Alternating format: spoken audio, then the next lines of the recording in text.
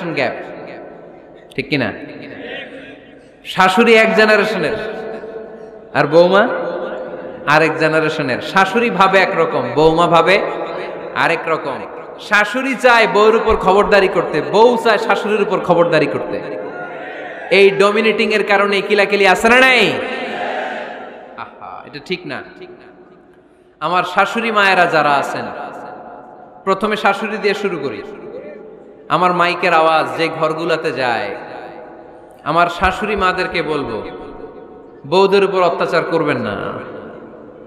ছেলেরে প্রশ্ন করে, তোর কাছে তোর বউ বড় না আমি বড়? আছে না নাই? এটা একটা প্রশ্ন হইল।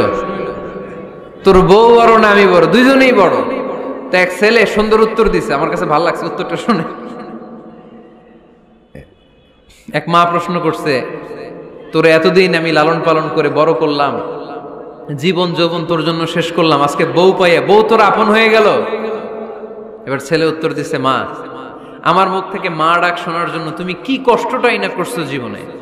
10 মাস আমারে পেটে ধারণ করলা, খাইতে পারো নাই, বমি করছো, খালি ওষুধ খাইছো, তোমার পেট কেটে আমারে বের করা হয়েছে, 2 বছর আমারে দুধ খাওয়াইছো, পেশাব পায়খানা পরিষ্কার করেছো। বয়স যখন 3-4 তখন তোমার আমি মা ডাকছি, এই মা ডাকটা শোনার জন্য তুমি এত কষ্ট করছো। আর আরেকবারের মাইয়া এই ঘরে আইসাই তোমার মা ডাকা শুরু করছে। যেই মেয়েটা তোমারে মা ডাকে সে আমার আপন হবে না কেন মা? ঠিক কিনা? এই মা ডাক শোনার জন্য তুমি এত কষ্ট করলা, আমার লালন পালন করলা, 10 মাস পেটে ধরলা, পেশাব পায়খানা পরিষ্কার করলা, এরপরে মা ডাক শুনতে পারছো। আর আরেকবারের মেয়ে জানা নাই চিনা নাই এসেই তোমার ডাকা শুরু করছে মা। তো যে আমার মারে মা ডাকে তার স্থান তো আমার কলিজায়, ঠিক কিনা?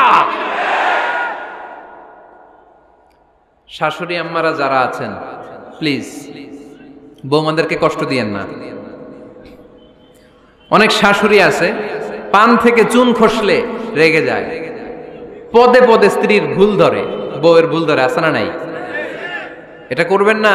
সে তো নতুন, আপনার অনেক এক্সপিরিয়েন্স হতে তার সময় লাগবে, তাকে সময় দিন, তাকে ভালোবাসুন, ঠিক কিনা? না বুঝে সামান্যতে বৌমারে বদদোয়া দেয়, এরকম আছে না নাই? কিন্তু বুঝতে চায় না, বৌমারে যদি বদদোয়া দেয় তাহলে তার নিজ ছেলের পরিবারের ক্ষতি, পেটে ধরা যে ছেলে, ছেলের পরিবারের কিন্তু ক্ষতি, তার আপন নাতি নাতনিদেরই ক্ষতি। আওয়াজ করে বলেন ঠিক কিনা? বৌমাকে বদদোয়া দিয়েন না। বৌমাকে নিজের মেয়ের মতো দেখবেন। সমাধান আমি দিচ্ছি। কেমন দেখতে হবে? নিজের মেয়ের মতো। নিজের মেয়ে সকালে ঘুম থেকে ওঠে 11টা, ওইটা সমস্যা নাই। বৌমা কেন উঠলো না, ওইখানেই ঝামেলা, আছে না নাই? মেহেরবানি করে আপনার বৌমাকে আপনার নিজের মেয়ের মতো দেখেন। নিজের মেয়েরে যেমনি আদর করেন তাকেও অমনি আদর করেন। আপনার বৌমারে যদি আপনি কষ্ট দেন, মনে রাখবেন আপনার নিজের মেয়েটাও আরেকবারের বউ হয়ে কয়েকদিন পরে যাবে। আপনি যা যা করবেন আপনার মেয়েকেও তারা ওই রকম কষ্ট দিয়ে বাড়িতে ফিরিয়ে দিবে। চিল্লায় বলেন ঠিক কিনা? খবরদার, টিট ফর ট্যাট।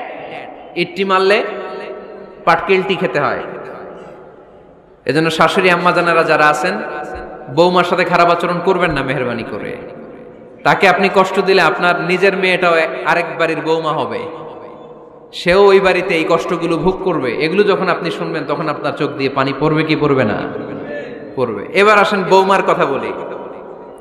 বৌমা যারা আছেন মেহেরবানি করে, বৌমা যারা আছেন মেহেরবানি করে আপনার শাশুড়ি আম্মাকে নিজের মায়ের জায়গায় রাখবেন। আপনার বাড়ি ছেড়ে নতুন বাড়িতে আসছেন, তো এটাই তো আপনার বাড়ি।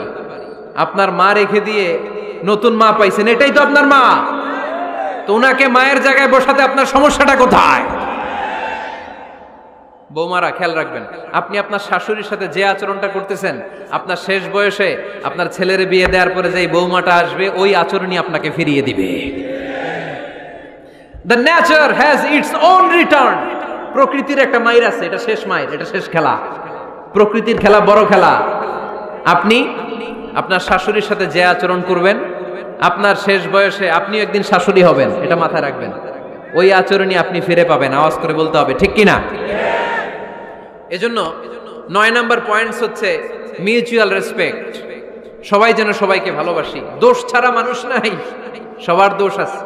আমরা যেন একে অন্যের দোষ না খুঁজি।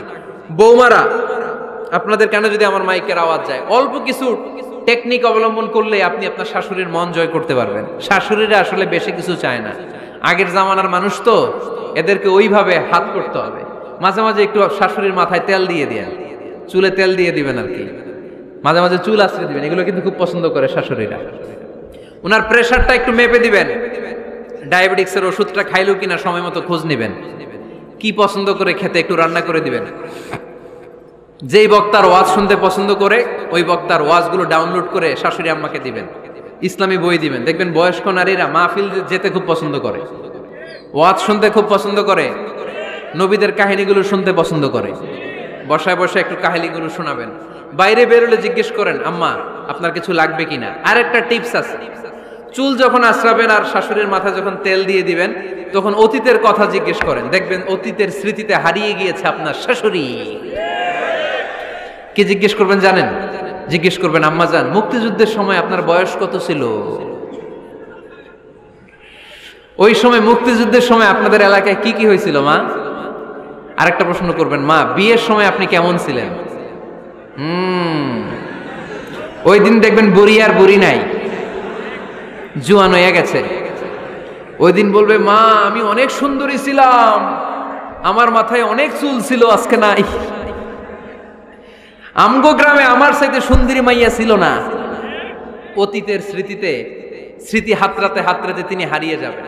জিজ্ঞেস করবেন যে, মা শীতকালে আপনাদের দেশে কি পিঠা বানাতেন আপনি যখন ছোট ছিলেন, আপনার বাপ চাচারা কি করতো? এগুলো জিজ্ঞেস করলে উনি স্মৃতির পাতা হাতরাতে হাতরাতে চোখ দিয়ে দাঁড় দাঁড় করে ওনার পানি ঝরতে শুরু করবে। আপনার জায়গায়, ওনার হৃদয়ের মনি কোঠায় এমন জায়গায় পৌঁছবে, আপনার ছাড়া উনি কিছুই বুঝবে না। বৌমারা, এই অল্প কিছু টিপস অবলম্বন করে আপনারা আপনাদের শাশুড়ির মনকে জয় করতে পারেন। শাশুড়ি বৌমার দ্বন্দ্ব আমরা চাই না। আমরা চাই শাশুড়ি বৌমাকে নিজের মেয়ের মতো জানো, আর বৌমার শাশুড়িকে আপন মায়ের মতো ভালোবাসুক, ঠিক কিনা?